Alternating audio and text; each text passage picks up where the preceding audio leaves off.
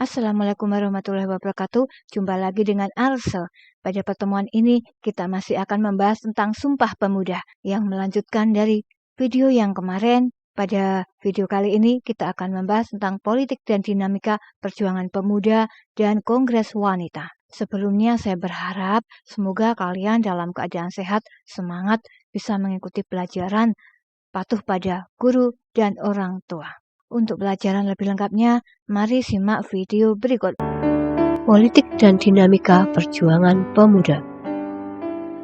Memasuki dasawarsa 1930-an, pergerakan nasional mengalami krisis.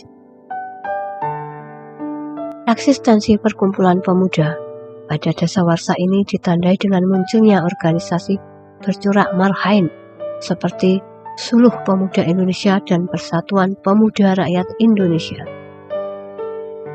Perkumpulan pemuda di Indonesia dimanfaatkan oleh para pemuda untuk meningkatkan minat politik sesuai asas perjuangan setiap organisasi induk.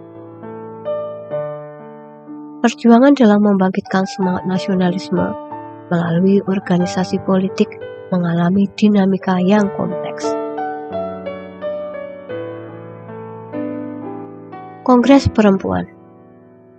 Penggagas Wanita Utomo, Wanita Taman Siswa, Putri Indonesia, Wanita Katolik, Jong Java Men's King, Aisyah, Jong Islamited Bondoms Afdli. Tujuan mempersatukan cita-cita dan usaha perempuan Indonesia. Hasil mendirikan Perikatan Perkumpulan Perempuan Indonesia, mengumpulkan dana belajar untuk anak perempuan yang kurang mampu, memajukan kegiatan kepanduan putri, mencegah pernikahan di bawah umur. Setelah melihat video tersebut, kita dapat mengambil kesimpulan tentang atau kita dapat membahas tentang politik dan dinamika perjuangan pemuda pada saat itu tahun 1930-an mengalami masa krisis. Kenapa mengalami masa krisis? Karena saat itu pemuda di Indonesia mulai mempunyai minat politik sesuai asas perjuangan setiap organisasi, sedangkan setiap politik itu mempunyai kepentingan yang berbeda-beda dan akhirnya pemuda terpecah belah karena misalnya politik yang satu mempunyai tujuan yang ini dan yang politik yang lainnya mempunyai tujuan yang lain. Sedangkan itu membuat mereka pro kontra sehingga terjadilah krisis pada saat itu. Eksistensi perkumpulan pemuda pada dasawarsa itu ditandai dengan munculnya organisasi bercorak marhain seperti Suluh Pemuda Indonesia dan Persatuan Pemuda Rakyat Indonesia yang mempunyai kepentingan politik dan para pemuda saat itu mulai mengikuti yang namanya politik dan mereka akhirnya mempunyai perbedaan-perbedaan yang berbeda-beda dan menimbulkan perpecahan lagi, dan inilah yang disebut dengan memasuki dasawarsa tahun 30-an mengalami masa krisis. Berikutnya kita akan membahas tentang Kongres Wanita.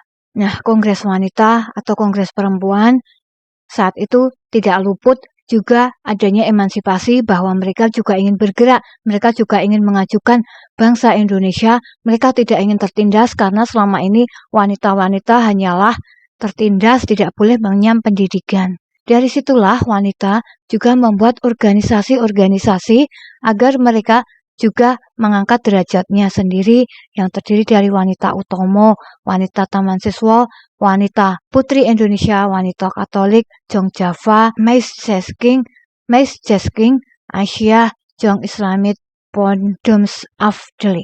Nah, inilah ada 7 kongres wanita yang tujuannya intinya adalah mereka ingin mengenyam juga pendidikan, mereka tidak hanya ingin tertindas, mereka ingin maju. Mereka ingin sebagai emansipasi wanita agar dapat menjadi seorang istri yang baik, istri yang solehah, dan dapat mendidik putra-putrinya. Inilah dari Kongres Perempuan di Indonesia. Kongres ini juga dari agama juga ada yang namanya Wanita Katolik. Umat Katolik juga menghimpun kongres yang intinya juga sama untuk kesetaraan wanita. Juga ada Aisyah.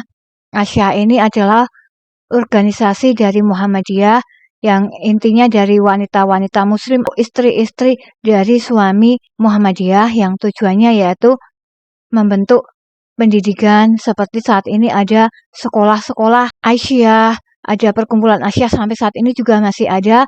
Selanjutnya juga ada sekolah-sekolah Muhammadiyah dari TK, SD, SMP, bahkan perguruan tinggi Muhammadiyah yang saat ini masih eksis. Nah, tujuannya yaitu untuk menciptakan kesetaraan wanita agar bisa menjadi wanita yang soleh, agar bisa menjadi seorang istri yang soleh dan bisa mendidik putra-putrinya. Nah, itulah tadi tentang dinamika politik dan Kongres Pemuda. Semoga dapat bermanfaat. Saya akhiri, banyak salah mohon maaf. Assalamualaikum warahmatullahi wabarakatuh.